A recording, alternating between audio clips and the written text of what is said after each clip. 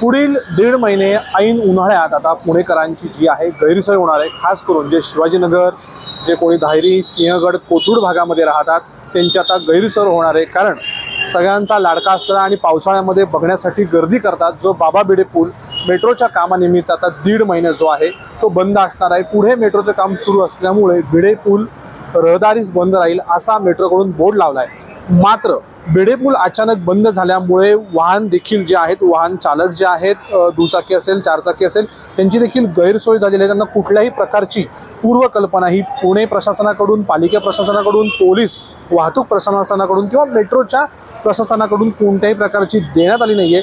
त्याच्यामुळे नागरिकांना जो आहे तो देखील त्रास आता झालेला मिळतोय। काही इथे लोक आहेत, लोक त्यांना जे समजून सांगतात की कुठला रस्ता चालू आहे, कुठला रस्ता बंद आहे।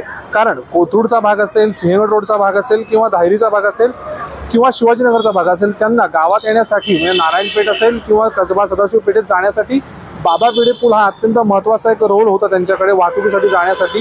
मात्र तो बंद असल्यामुळे आता जी आहे वाहन चालकांची ती गैरसोय झालेली आहे। मात्र पालिकेने जर आधी 2-3 दिवस जर काही परिपत्रक काढलं असतं किंवा सूचना दिली असती तर नागरिकांना त्यांचा जो हेलपाट आहे तो देखील पडला नसता। त्याच्यामुळे नागरिकांची काही गैरसोय होती आहे ती पुढील 1.5 महिने राहणार आहे। त्याच्यामुळे नागरिकांनी जो आहे पर्यायी मार्गाचा आता वापर यावेळेस करायचा आहे।